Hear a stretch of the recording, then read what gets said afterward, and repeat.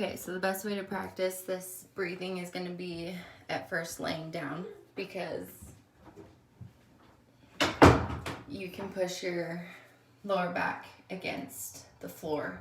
So it's going to be way easier for you to do. But when you're driving, bored, standing, whatever, you can also do this. So you're feeling your pelvic floor. You can feel it in the back and in the front. You probably won't be able to yet, but you will once you start to get that connection. So you keep your hands kind of around your rib cage, and when you inhale, you want to let your belly expand. So, and then exhale, you're gonna let all your air out and bring your belly button to your back.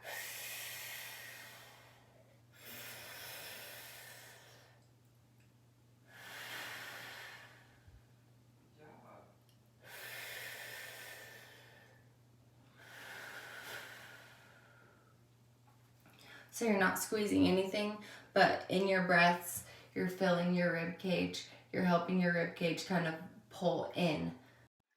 And just keep your fingertips on your abs so that you can kind of feel them engaging. Helping your abs come together. So you're not touching this center area at all. You're only holding your rib cage, touching your pelvic floor, and then filling that. So you're squeezing in more, trying to close that gap. But the main thing is the contraction. So do that on the floor at first, because you'll be able to flex harder against the floor. And then, but you can still do that when you're standing, as long as you maintain that TVA contraction. And when you're doing that TVA contraction and pressing your lower back into the floor, I want you to imagine you're zipping your abs up. So you're drawing your lower back to the floor and zipping your abs up and in.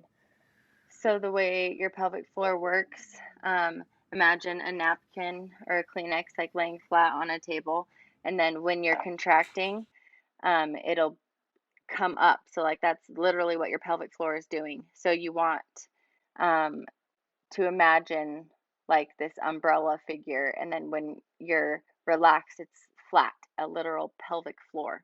So that's what I'm referring to. So this is what I want you to imagine when I tell you to zip your abs up and in.